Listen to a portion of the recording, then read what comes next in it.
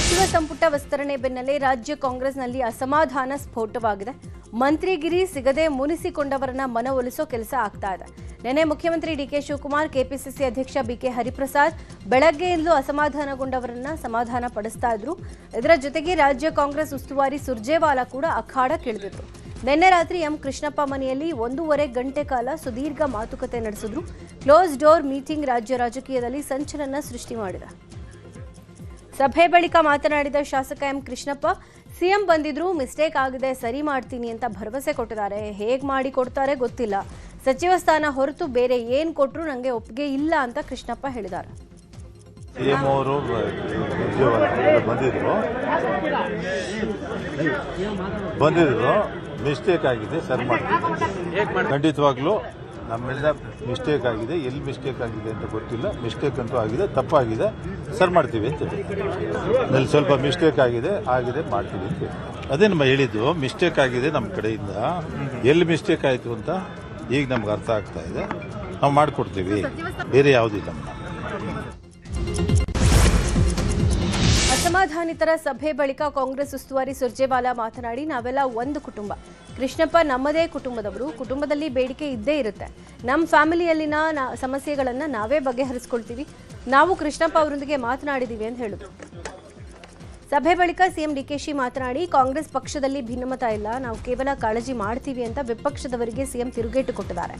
ನಾವು ಅಭಿಪ್ರಾಯ ವಿನಿಮಯ ಮಾಡಿಕೊಳ್ತೀವಿ, ನಾವು ಕಾರ್ಯತಂತ್ರ ರೂಪಿಸ್ತೀವಿ, ಎಲ್ಲರ ಮಾತಿಗೆ ಮಾನ್ಯತೆ ಕೊಡ್ತೀವಿ.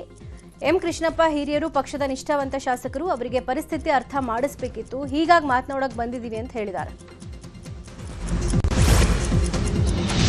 ಸಚಿವ ಸ್ಥಾನ ತಪ್ಪಿದ್ದಕ್ಕೆ ಬೇಸರಗೊಂಡಿದ್ದ ಹಿರಿಯ ಶಾಸಕ ಟಿಬಿ ಜಯಚಂದ್ರ ನಿವಾಸಕ್ಕೆ ಕೆಪಿಸಿಸಿ ಅಧ್ಯಕ್ಷ ಬಿಕೆ ಹರಿಪ್ರಸಾದ್ ಭೇಟಿ ಕೊಟ್ಟಿದ್ದಾರೆ. ಹೆಬ್ಬಳ್ಳಿ ಅಶೋಕ್ ಪಟ್ಟಣ್ಗೂ ಕರೆಸಿ ಇಬ್ಬರು ಹಿರಿಯ ಶಾಸಕರೊಂದಿಗೆ ಹರಿಪ್ರಸಾದ್ ಮಾತುಕತೆ ನಡೆಸಿದ್ದಾರೆ. ಇನ್ನು ಸಮಾನ ಮನಸ್ಕ ಶಾಸಕರ ಸಭೆಗೆ ಜಯಚಂದ್ರ ಮುಂದಾಗಿದ್ರು. ಹೀಗಾಗಿ ಕೆಪಿಸಿಸಿ ಅಧ್ಯಕ್ಷ ಹರಿಪ್ರಸಾದ್ ಭೇಟಿ ನೀಡಿ ಮನವೊಲಿಸೋ ಪ್ರಯತ್ನ ಮಾಡಿದ್ದಾರೆ. ಬಳಿಕ ಶಾಸಕ ದಿನೇಶ್ ಗುಂಡೂರಾವ್ ಮನೆಗೆ ಭೇಟಿ ನೀಡಿ ಪ್ರಸ್ತುತ ರಾಜಕೀಯ ಬೆಳವಣಿಗೆ ಬಗ್ಗೆ ಹರಿಪ್ರಸಾದ್ ಚರ್ಚೆ ಮಾಡಿದ್ದಾರೆ. ಇದಕ್ಕೂ ಮುನ್ನ ಎಚ್.ಕೆ. ಪಾಟೀಲ್ ಜೊತೆಗೂ ಸಮಾಲೋಚನೆ ನಡೆಸಿದ್ದಾರೆ. ಬಳಿಕ ಮಾತನಾಡಿದ ಬಿಕೆ ಹರಿಪ್ರಸಾದ್, ಎಚ್.ಕೆ. ಪಾಟೀಲರು ಹಿರಿಯ ಕಾಂಗ್ರೆಸ್ಸಿಗರು, ಕಾಂಗ್ರೆಸ್ ಕುಟುಂಬದಿಂದ ಬಂದವರು. ನೋವಾಗಿರಬಹುದು, ಎಲ್ರಿಗೂ ಅವಕಾಶ ಒಂದೊಂದ್ಸರಿ ಬರುತ್ತೆ, ಒಂದೊಂದ್ಸರಿ ಬರಲ್ಲ. ಅಸಮಾಧಾನ ಬಗೆಹರಿಸೋಣ ಅಂತ ಹೇಳಿದ್ದಾರೆ. ಎಚ್.ಕೆ. ಪಾಟೀಲ್ ನಿವಾಸಕ್ಕೆ ಕಾಂಗ್ರೆಸ್ ಉಸ್ತುವಾರಿ ಸುರ್ಜೇವಾಲಾ ಭೇಟಿ ನೀಡಿ ಸಮಾಲೋಚನೆ ನಡೆಸಿದ್ದಾರೆ. ಬಳಿಕ ಮಾತನಾಡಿದ ಸುರ್ಜೇವಾಲಾ, ಪಕ್ಷ ಸಂಘಟನೆ ಮಾಡೋ ನಿಟ್ಟಿನಲ್ಲಿ ಎಚ್.ಕೆ. ಪಾಟೀಲ್ ಅವರನ್ನ ಭೇಟಿ ಮಾಡಿದೆ. ಸದ್ಯದ ಕರ್ನಾಟಕದ ರಾಜಕೀಯ ಹಾಗೂ ಇತರೆ ವಿಷಯಗಳ ಕುರಿತು ಚರ್ಚೆ ಮಾಡಿದ್ವಿ. ಮುಂದಿನ ದಿನಗಳಲ್ಲಿ ಪಕ್ಷ ಸಂಘಟನೆ ಮಾಡೋ ನಿಟ್ಟಿನಲ್ಲಿ ಮಾತನಾಡಿದ್ವಿ. ಎಚ್.ಕೆ. ಪಾಟೀಲ್ ಅವರಲ್ಲಿ ಒಬ್ಬ ಆಸ್ಕರ್ ಫರ್ನಾಂಡಿಸ್ ಇದ್ದಾರೆ ಅಂತ ಹೇಳ್ತೀನಿ. ಅವರು ನಿಜವಾಗಿಯೂ ಓರ್ವ ಕಾಂಗ್ರೆಸ್ ಕಟ್ಟಾಳು ಅಂತ ಹೇಳಿದ್ರು. ಬಳಿಕ ಮಾತನಾಡಿದ ಎಚ್.ಕೆ. ಪಾಟೀಲ್, ನನಗೆ ಯಾವುದೇ ಅಸಮಾಧಾನ ಇಲ್ಲ. ನಮ್ಮ ಪಕ್ಷ ಎಲ್ರಿಗೂ ಸಮಾನ ಅವಕಾಶ ನೀಡುತ್ತೆ. ಎಲ್ಲರೂ ಸೇರಿ ಪಕ್ಷ ಸಂಘಟನೆ ಮಾಡಬೇಕಾದ ಸಮಯ ಇದು.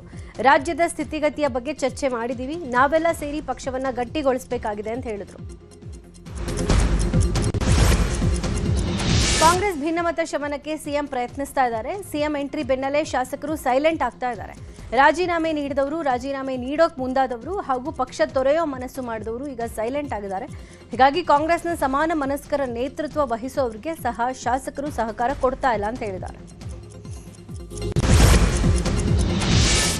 ಸಿಎಂ ಸುರ್ಜೇವಾಲಾ ಸಂಧಾನ ಸೂತ್ರ ಬಹುತೇಕ ಸಕ್ಸಸ್ ಆಗಿದೆ. ಕೆಲವು ಭಿನ್ನಮತೀಯ ಶಾಸಕರಿಗೆ ಪ್ರಮುಖ ನಿಗಮ ಮಂಡಳಿಗೆ ನೇಮಕ ಮಾಡುವ ಬಗ್ಗೆ ಹೇಳಲಾಗಿದ್ದು, ಇನ್ನು ಕೆಲವರಿಗೆ ಕ್ಷೇತ್ರದ ಅಭಿವೃದ್ಧಿಗೆ ಹೆಚ್ಚಿನ ಅನುದಾನ ನೀಡೋ ಭರವಸೆ ಕೊಡಲಾಗಿದೆ. ಕ್ಷೇತ್ರದ ಅಧಿಕಾರಿಗಳ ವರ್ಗಾವಣೆ ಹಾಗೂ ಆಡಳಿತ ವಿಚಾರಕ್ಕೆ ಉಸ್ತುವಾರಿ ಮಂತ್ರಿಗಳು ಹಸ್ತಕ್ಷೇಪ ಮಾಡಲ್ಲ ಅಂತ ಭರವಸೆ ಕೊಟ್ಟಿದ್ದಾರೆ. ಇನ್ನು ಮುಂದೆ ನಮ್ಮದೇ ಸರ್ಕಾರ ಬರುತ್ತೆ, ಏನೇ ಸಮಸ್ಯೆ ಇದ್ರೂ ನೇರವಾಗಿ ಸಿಎಂ ಅವರನ್ನೇ ಭೇಟಿಯಾಗಿ ಸಮಸ್ಯೆ ಬಗೆಹರಿಸಿಕೊಳ್ಳಿ ಅಂತ ಸುರ್ಜೇವಾಲಾ ಹೇಳಿದ್ದಕ್ಕೆ ಎಲ್ಲ ಶಾಸಕರು ಓಕೆ ಅಂತ ಹೇಳಿದಾರಂತೆ. ಪಕ್ಷ ನಿಮ್ಮನ್ನ ಗೌರವಯುತವಾಗಿ ನಡೆಸಿಕೊಳ್ಳುತ್ತೆ ಅಂತ ಶಾಸಕರಿಗೆ ಸುರ್ಜೇವಾಲಾ ಭರವಸೆ ಕೊಟ್ಟಿದ್ದಾರೆ. ಶಾಸಕಿ ಲಕ್ಷ್ಮೀ ಹೆಬ್ಬಾಳ್ಕರ್ಗೆ ಸಚಿವ ಸ್ಥಾನ ಸಿಗದೇ ಇರೋದಕ್ಕೆ ಅಭಿಮಾನಿಗಳು ಬೇಸರಗೊಂಡಿದ್ದಾರೆ.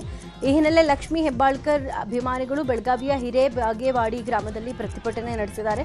ಕಾಂಗ್ರೆಸ್ ಮುಖಂಡ ಅಡಿವೇಶ ಇಟಗಿ ನೇತೃತ್ವದಲ್ಲಿ ಪಂಜಿನ ಮೆರವಣಿಗೆ ನಡೆಸಿ ಹೆಬ್ಬಾಳ್ಕರ್ಗೆ ಸಚಿವ ಸ್ಥಾನ ಕೊಡಬೇಕು ಅಂತ ಒತ್ತಾಯ ಮಾಡಿದ್ದಾರೆ. ಇನ್ನು ಹಿರೇಬಾಗೇವಾಡಿ ಬಸವೇಶ್ವರ ವೃತ್ತದಿಂದ ರಾಷ್ಟ್ರೀಯ ಹೆದ್ದಾರಿಯವರೆಗೆ ಪಂಜಿನ ಮೆರವಣಿಗೆ ನಡೆಸಿದ್ದು, ರಾಷ್ಟ್ರೀಯ ಹೆದ್ದಾರಿ ತಡೆಯೋಕೆ ಪೊಲೀಸರು ಅವಕಾಶ ಕೊಟ್ಟಿಲ್ಲ. ಬ್ಯಾಡಗಿ ಶಾಸಕ ಬಸವರಾಜ ಶಿವಣ್ಣನವರಿಗೆ ಸಚಿವ ಸ್ಥಾನ ನೀಡದೇ ಇರೋದನ್ನು ಖಂಡಿಸಿ ಇವತ್ತು ಬೃಹತ್ ಪ್ರತಿಭಟನೆಗೆ ಕರೆ ಕೊಡಲಾಗಿದೆ. ಹಾವೇರಿಯ ಮೈಲಾರ ಮಹದೇವಪ್ಪ ಸರ್ಕಲ್ನಲ್ಲಿ ಹಾಲುಮತ ಸಮಾಜದಿಂದ ಪ್ರತಿಭಟನೆ ನಡೆಯಲಿದೆ. ಪ್ರತಿಭಟನೆಯಲ್ಲಿ ಬ್ಯಾಡಗಿ ಕ್ಷೇತ್ರದ ಶಾಸಕರ ಅಭಿಮಾನಿಗಳು ಹಾಗೂ ಕುರುಬ ಸಮುದಾಯದ ಮುಖಂಡರು ಭಾಗಿಯಾಗಲಿದ್ದಾರೆ. ಶಾಸಕ ಎಸ್ಎನ್ ನಾರಾಯಣಸ್ವಾಮಿಗೆ ಸಚಿವ ಸ್ಥಾನ ಕೈ ತಪ್ಪಿರೋದಕ್ಕೆ ಇವತ್ತು ಕೋಲಾರದ ಬಂಗಾರಪೇಟೆ ನಗರ ಬಂದ್ಗೆ ಕರೆ ಕೊಡಲಾಗಿದೆ. ದಲಿತ ಪರ, ಕನ್ನಡ ಪರ ಸಂಘ, ವರ್ತಕರ ಸಂಘ, ರೈತ ಸಂಘ, ಆಟೋ ಹಾಗೂ ಟೆಂಪೋ ಚಾಲಕರ ಸಂಘಗಳಿಂದ ಬಂದ್ಗೆ ಕರೆ ಕೊಡಲಾಗಿದೆ. ಇವತ್ತು ಬೆಳಗ್ಗೆ 6ರಿಂದ ಸಂಜೆ 5 ಗಂಟೆಯವರೆಗೂ ಬಂದ್ಗೆ ನಿರ್ಧರಿಸಲಾಗಿದೆ. ಇನ್ನು ಬೆಳಗ್ಗೆ 6ರಿಂದ ಬಂಗಾರಪೇಟೆ ನಗರದ ಕುವೆಂಪು ವೃತ್ತ, ಅಂಬೇಡ್ಕರ್ ವೃತ್ತ ಸೇರಿ ಹಲವೆಡೆ ಪ್ರತಿಭಟನೆ ನಡೆಯಲಿದೆ. ಬೆಳಗ್ಗೆ 10 ಗಂಟೆಗೆ 2,000ಕ್ಕೂ ಹೆಚ್ಚು ಜನರಿಂದ ಬೃಹತ್ ಪ್ರತಿಭಟನೆ ನಡೆಸಲಿದ್ದಾರೆ. 2 ಸೆಕೆಂಡ್ನಲ್ಲಿ 3 ಸೋಲಿಸ್ತೀನಿ ಅಂತ ಹೇಳಿದ್ದ ಇಕ್ಬಾಲ್ ಅನ್ಸಾರಿ ಹೇಳಿಕೆಗೆ ಸಚಿವ ಶಿವರಾಜ ತಂಗಡಗಿ ತಿರುಗೇಟು ಕೊಟ್ಟಿದ್ದಾರೆ. ಕೊಪ್ಪಳದ ಗಂಗಾವತಿಯಲ್ಲಿ ಮಾತನಾಡಿದ ಅವರು, ಅನ್ಸಾರಿ ನಮ್ಮನ್ನ ಸೋಲಿಸೋ ಮೊದಲು ಅವ್ರು ಗೆಲ್ಲಿ, ನೀವು ಬಂದು ಕ್ಷೇತ್ರದ ಕೆಲಸ ಮಾಡಿ, ಅದು ಬಿಟ್ಟು ಆಡಿಯೋ ಮೂಲಕ ಆರೋಪ ಮಾಡೋದಲ್ಲ. ಜನರು ಪ್ರಜ್ಞಾವಂತರಿದ್ದಾರೆ ಅಂತ ವಾಗ್ದಾಳಿ ನಡೆಸಿದ್ರು. ಚಿಕ್ಕಬಳ್ಳಾಪುರ ಜಿಲ್ಲೆಗೆ ಸಚಿವ ಸ್ಥಾನ ಕೊಡಬೇಕಿತ್ತು, ಜಿಲ್ಲೆಗೆ ಅನ್ಯಾಯ ಆಗಿದೆ ಅಂತ ಚಿಕ್ಕಬಳ್ಳಾಪುರದಲ್ಲಿ ಶಾಸಕ ಸುಬ್ಬಾರೆಡ್ಡಿ ಹೇಳಿದ್ದಾರೆ. 2 ಜಿಲ್ಲೆಗಳಿಗೆ ಸಚಿವ ಸ್ಥಾನ ಕೊಡದೇ ಇರೋದು ದುರದೃಷ್ಟಕರ. ಆ ಜಿಲ್ಲೆಯ ಸಚಿವರು ಉಸ್ತುವಾರಿ ಆದಾಗ ಮುತುವರ್ಜಿ ಇರುತ್ತೆ. ನನಗೆ ಚಿಕ್ಕಬಳ್ಳಾಪುರ ಜಿಲ್ಲೆಗೆ ಹೊಸ ರೂಪ ಕೊಡೋಣ ಅಂತ ಆಸೆ ಇತ್ತು. ಬಾಗೇಬಲಿ ಕ್ಷೇತ್ರಕ್ಕೆ ಸ್ವತಂತ್ರ ಬಂದ ನಂತರ ಒಂದು ಸಚಿವ ಸ್ಥಾನ ಸಿಕ್ಕಿಲ್ಲ. ಸಚಿವ ಸ್ಥಾನದ ಆಸೆ ಇತ್ತು, ಆಸೆ ಈಡೇರಲಿಲ್ಲ ಅಂತ ಬೇಸರ ಇದೆ. ನಂಗಿರೋ ಮಾಹಿತಿ ಪ್ರಕಾರ 3 ದಿನದ ಹಿಂದೆ ನನ್ನ ಹೆಸರು ಕೂಡ ಇತ್ತು. ಆದರೆ ಯಾಕೆ ಸಚಿವ ಸ್ಥಾನ ಬದಲಾವಣೆ ಆಯಿತೋ ಗೊತ್ತಿಲ್ಲ ಅಂತ ಸುಬ್ಬಾರೆಡ್ಡಿ ಅಸಮಾಧಾನ ಹೊರಹಾಕಿದ್ದಾರೆ. ಮಂತ್ರಿ ಸ್ಥಾನ ಸಿಗ್ತಾ ಇದ್ದಂತೆ ಸಚಿವರು ಫೀಲ್ಡ್ಗಿಳಿದಿದ್ದಾರೆ. ಹಾವೇರಿಯಲ್ಲಿ ಸಚಿವ ರುದ್ರಪ್ಪ ಲಮಾಣಿ ಸಮೀಕ್ಷೆ ನಡೆಸಿದ್ದಾರೆ. ಬಳಿಕ ಮಾತನಾಡಿದ ಅವರು, ಹಾವೇರಿ ಜಿಲ್ಲೆಯಲ್ಲಿ ಹಲವಾರು ಸಮಸ್ಯೆಗಳು ಜೀವಂತವಾಗಿವೆ. ಕುಡಿಯೋ ನೀರಿನ ಸಮಸ್ಯೆಗೆ ಅಮೃತ ಯೋಜನೆಯಡಿ ಕ್ರಮವಾಗಿದೆ. ತುಂಗಭದ್ರಾ ನದಿಗೆ ಅಡ್ಡಲಾಗಿ ಚೆಕ್ ಡ್ಯಾಂ ನಿರ್ಮಾಣ ಅಗತ್ಯ ಇದೆ.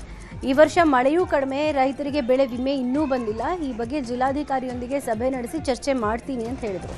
ಏನೋ ಖಾತೆ ಹಂಚಿಕೆ ವಿಚಾರವಾಗಿ ಮಾತನಾಡಿ, ನನಗೆ ಇದೇ ಖಾತೆ ಕೊಡಿ ಅಂತ ಯಾರ ಬಳಿನೂ ಕೇಳಿಲ್ಲ. ಯಾವ ಖಾತೆ ಕೊಟ್ಟರು ನಾನು ಸಮರ್ಥವಾಗಿ ನಿಭಾಯಿಸ್ತೀನಿ ಅಂತ ಹೇಳಿದ್ದಾರೆ. ಯಾದಗಿರಿಯಲ್ಲಿ ಬರ ಪರಿವೀಕ್ಷಣೆಗೆ ಬಂದಂತಹ ಸಚಿವರು ಕಾಟಾಚಾರಕ್ಕೆ ಬಂದಿದ್ದಾರೆ ಅಂತ ರೈತರು ಕಿಡಿಕಾರಿದ್ದಾರೆ. ಜಿಲ್ಲೆಯಾದ್ಯಂತ ಬರ ವೀಕ್ಷಣೆ ಮಾಡದೆ ಕೇವಲ ಕಾರಲ್ಲಿ ಕೂತು ಫೋಟೋಸ್ಗೆ ಪೋಸ್ ಕೊಟ್ಟು ಉಸ್ತುವಾರಿ ಸಚಿವರು ಎಸ್ಕೇಪ್ ಆಗಿದ್ದಾರೆ ಅಂತ ರೈತರು ಅಸಮಾಧಾನ ಹೊರಹಾಕಿದ್ದಾರೆ. ಶರಣ ಪ್ರಕಾಶ್ ಪಾಟೀಲ್ ಸರಿಯಾಗಿ ಜಮೀನಲ್ಲಿ ಕಾಲಿಡದೆ ಬೆಳೆ ನಷ್ಟದ ಬಗ್ಗೆ ಸರ್ಕಾರಕ್ಕೆ ಏನು ಮಾಹಿತಿ ಕೊಡ್ತಾರೆ? ಇನ್ನು ಬೆಳೆಗಳು ಮಳೆ ಬಾರದೆ ಹಾಳಾಗಿದೆ, ಅದನ್ನ ಸಚಿವರು ನೋಡದೆ ತೆರಳಿದ್ದು ತೀವ್ರ ಖಂಡನೀಯ ಅಂತ ರೈತರು ಕಿಡಿಕಾರಿದ್ದಾರೆ. ದೃಶ್ಯಂ ಸಿನಿಮಾ ಮಾದರಿಯಲ್ಲಿ ಪ್ರಿಯಕರನ ಜೊತೆ ಸೇರಿ ಗಂಡನ ಕೊಲೆ ಮಾಡಿದ್ದ ಪತ್ನಿ ಪ್ರಿಯಕರನಿಗೆ ನ್ಯಾಯಾಲಯ ಜೀವಾವಧಿ ಶಿಕ್ಷೆ ಪ್ರಕಟಿಸಿದೆ. ಇವತ್ತು ವಿಚಾರಣೆ ನಡೆಸಿದ ತುಮಕೂರಿನ 2ನೇ ಜಿಲ್ಲಾ ಮತ್ತು ಸತ್ರ ನ್ಯಾಯಾಲಯ ತೀರ್ಪು ಪ್ರಕಟ ಮಾಡಿದೆ. ಪತಿ ರವಿಚಂದ್ರ ನಾಯಕ್ನನ್ನ ಪತ್ನಿ ಸಾವಿತ್ರಿ ಬಾಯಿ ಹಾಗೂ ಆಕೆಯ ಪ್ರಿಯಕರ ರಾಜಾ ನಾಯಕ್ ಕೊಲೆ ಮಾಡಿ ನಿರ್ಮಾಣ ಹಂತದ ಮನೆಯ ಪಾಯದಾಡಿ ಹೂತಾಕಿದ್ರು. ಆದರೆ ಆಸ್ತಿ ವಿಚಾರವಾಗಿ ಸಹಿ ಹಾಕೋಕೆ ಸಂಬಂಧಿಕರು ಒತ್ತಾಯ ಮಾಡಿದಾಗ ಕೋಪದಲ್ಲಿ ಬಾಯಿ ತಪ್ಪಿ ಗಂಡನ ಕೊಲೆ ಬಗ್ಗೆ ಪತ್ನಿ ಬಾಯಿ ಬಿಟ್ಬಿಟ್ಟಿದ್ದಾಳೆ. ಕೂಡಲೇ ಸಂಬಂಧಿಕರು ಪೊಲೀಸರಿಗೆ ದೂರು ಕೊಟ್ಟಿದ್ದಾರೆ. ಪ್ರಕರಣ ಸಂಬಂಧ ವಿಚಾರಣೆ ಹಂತದಲ್ಲಿ 2ನೇ ಆರೋಪಿ ಪತ್ನಿ ಸಾವಿತ್ರಿ ಬಾಯಿ ಅನಾರೋಗ್ಯದಿಂದ ಮೃತಪಟ್ಟಿದ್ರು. ಈಗ ಕೋರ್ಟ್ ಸಾಕ್ಷ್ಯಾಧಾರವನ್ನು ಪರಿಶೀಲಿಸಿ ಜೀವಾವಧಿ ಶಿಕ್ಷೆ ಕೊಟ್ಟಿದೆ. ಕೆಕೆಆರ್ಟಿಸಿ ಬಸ್ ಪಲ್ಟಿಯಾಗಿ 15ಕ್ಕೂ ಹೆಚ್ಚು ಜನ ಗಾಯಗೊಂಡಿದ್ದಾರೆ. ಈ ಘಟನೆ ಕಲಬುರಗಿ ಜಿಲ್ಲೆಯ ಆಳಂದ ತಾಲೂಕಿನ ರಾಜೋಳ ಕ್ರಾಸ್ ಬಳಿ ನಡೆದಿದೆ. ಆಳಂದ ಪಟ್ಟಣದಿಂದ ರಾಜೋಳ ಗ್ರಾಮಕ್ಕೆ ಹೋಗ್ತಾ ಇದ್ದಾಗ ಬಸ್ ಪಲ್ಟಿಯಾಗಿದೆ. ಕೆಕೆಆರ್ಟಿಸಿ ಬಸ್ ಚಾಲಕ ಕುಡಿದು ಅತಿ ವೇಗವಾಗಿ ಬಸ್ ಚಾಲನೆ ಮಾಡಿದ್ದಾನೆ ಅಂತ ಪ್ರಯಾಣಿಕರು ಆರೋಪ ಮಾಡಿದ್ದಾರೆ. ಇನ್ನು ಬಸ್ ಪಲ್ಟಿ ಆಗ್ತಾ ಇದ್ದಂತೆ ಚಾಲಕ ಎಸ್ಕೇಪ್ ಆಗಿದ್ದು, ಇದು ಆಳಂದ ಡಿಪೋಗೆ ಸೇರಿದ ಸಾರಿಗೆ ಬಸ್ ಆಗಿದೆ. ಸದ್ಯ ಗಾಯಾಳುಗಳನ್ನು ಆಳಂದ ಸರ್ಕಾರಿ ಮತ್ತು ಖಾಸಗಿ ಆಸ್ಪತ್ರೆಗೆ ದಾಖಲಿಸಲಾಗಿದೆ. ಘಟನೆ ಸಂಬಂಧ ಆಳಂದ ಪೊಲೀಸ್ ಠಾಣೆಯಲ್ಲಿ ಕೇಸ್ ದಾಖಲಾಗಿದೆ. ಆಸ್ತಿ ವಿಚಾರವಾಗಿ ಮಹಿಳೆಯ ಮೇಲೆ ಮಾರಣಾಂತಿಕ ಹಲ್ಲೆ ನಡೆಸಲಾಗಿದೆ. ಈ ಘಟನೆ ಬೆಂಗಳೂರು ದಕ್ಷಿಣ ಜಿಲ್ಲೆಯ ಚನ್ನಪಟ್ಟಣದ ಹೊಟ್ಟಿಗನ ಹೊಸಳ್ಳಿ ಗ್ರಾಮದಲ್ಲಿ ನಡೆದಿದೆ. ಜಯಲಕ್ಷ್ಮಮ್ಮ ಅನ್ನುವವರ ಮೇಲೆ ಸುನಿಲ್ ಅಶೋಕ್ ಅನ್ನೋರು ಹಲ್ಲೆ ಮಾಡಿದ್ದಾರೆ ಅಂತ ಜಯಲಕ್ಷ್ಮಮ್ಮ ಕುಟುಂಬಸ್ಥರು ಆರೋಪ ಮಾಡಿದ್ದಾರೆ. ಈ ಬಗ್ಗೆ ಚನ್ನಪಟ್ಟಣ ಗ್ರಾಮಾಂತರ ಠಾಣೆಯಲ್ಲಿ ಎಫ್ಐಆರ್ ದಾಖಲಾಗಿದೆ. ಆದರೆ ಪೊಲೀಸರು ಸೂಕ್ತ ತನಿಖೆ ಮಾಡದೆ ನಿರ್ಲಕ್ಷ್ಯ ಮಾಡ್ತಾ ಇದ್ದಾರೆ ಅಂತ ಜಯಲಕ್ಷ್ಮಮ್ಮ ಕುಟುಂಬಸ್ಥರು ಆರೋಪ ಮಾಡಿದ್ದಾರೆ. ಸದ್ಯ ಹಲ್ಲೆಗೊಳಗಾದ ಜಯಲಕ್ಷ್ಮಮ್ಮ ಚನ್ನಪಟ್ಟಣ ಸಾರ್ವಜನಿಕ ಆಸ್ಪತ್ರೆಯಲ್ಲಿ ಚಿಕಿತ್ಸೆ ಪಡಿತಾ ಇದ್ದಾರೆ.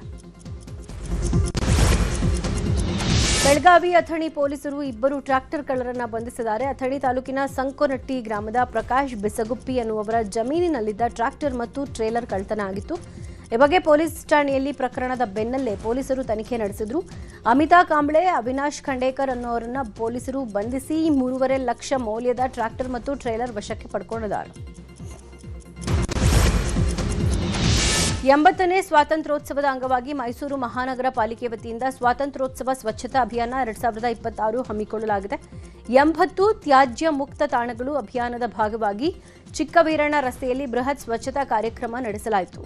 ಈ ವೇಳೆ ರಸ್ತೆಯ ಇಕ್ಕೆಲಗಳಲ್ಲಿ ದೀರ್ಘಕಾಲದಿಂದ ಅನಧಿಕೃತವಾಗಿ ಸಂಗ್ರಹಿಸಲ್ಪಟ್ಟಿದ್ದ ಮಿಶ್ರ ತ್ಯಾಜ್ಯ, ಹಳೆ ವಸ್ತುಗಳು, ಲೋಹದ ಅವಶೇಷ, ಪ್ಲಾಸ್ಟಿಕ್, ಕಟ್ಟಡ ಅವಶೇಷ ಹಾಗೂ ಇತರೆ ತ್ಯಾಜ್ಯಗಳನ್ನು ತೆರವುಗೊಳಿಸಲಾಗಿದೆ. ಈ ಬೃಹತ್ ಸ್ವಚ್ಛತಾ ಕಾರ್ಯಾಚರಣೆಯಲ್ಲಿ 83 ಟನ್ ತ್ಯಾಜ್ಯ ತೆರವುಗೊಳಿಸಲಾಯಿತು.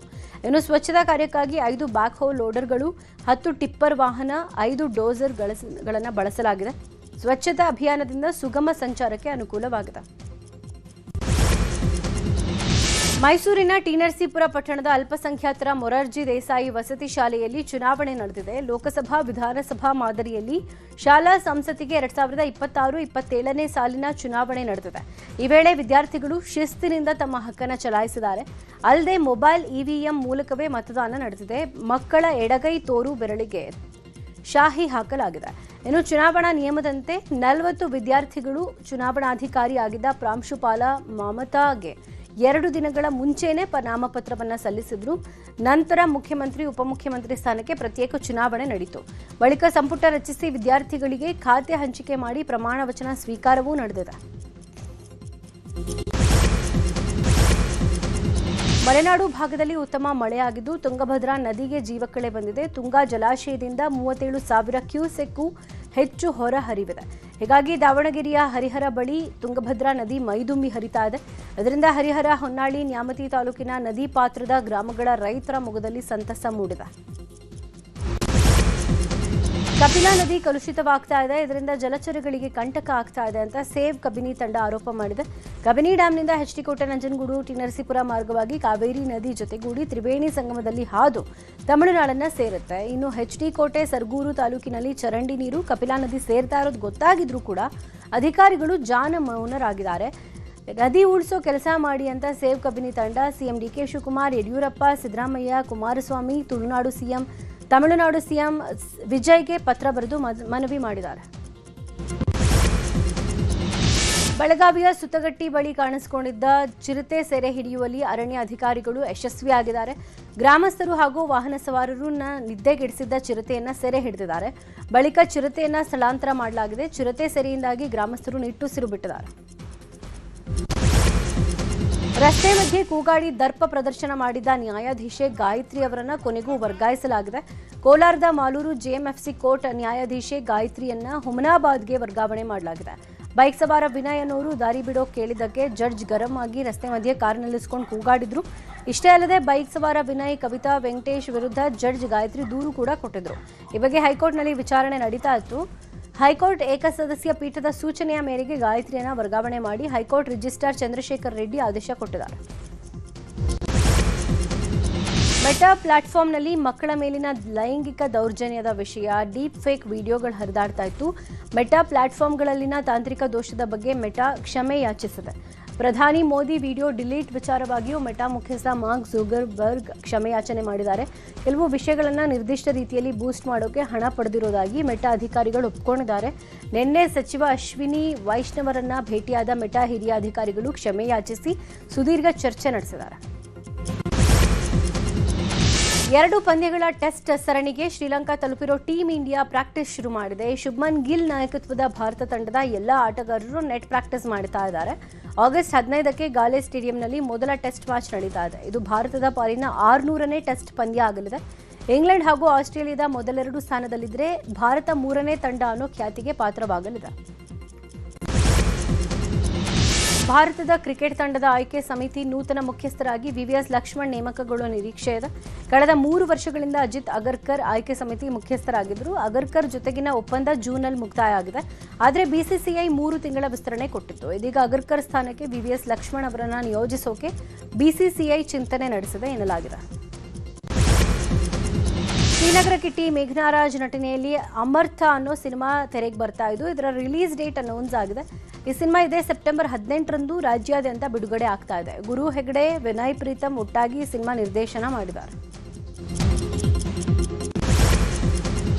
ಕರಾವಳಿ ಸಿನಿಮಾದಲ್ಲಿ ಮಹಾಬಲನಾಗಿ ಅಬ್ಬರಿಸಿದ ಮಿತ್ರ ಈಗ ಮಹಾನ್ ಸಿನಿಮಾದಲ್ಲೂ ಅಭಿನಯಿಸ್ತಾ ಇದ್ದಾರೆ. ಈ ಹಿಂದೆ ಮಿತ್ರಗಾಗಿ ರಾಗ ಸಿನಿಮಾ ನಿರ್ದೇಶನ ಮಾಡಿದ್ದ PC ಶೇಖರ್ ಈ ಚಿತ್ರಕ್ಕೆ ಆಕ್ಷನ್ ಕಟ್ ಹೇಳ್ತಾ ಇದ್ದಾರೆ. ಇನ್ನು ಈ ಸಿನಿಮಾದಲ್ಲಿ ರಾಧಿಕಾ ನಾರಾಯಣ್ ನರ್ಸ್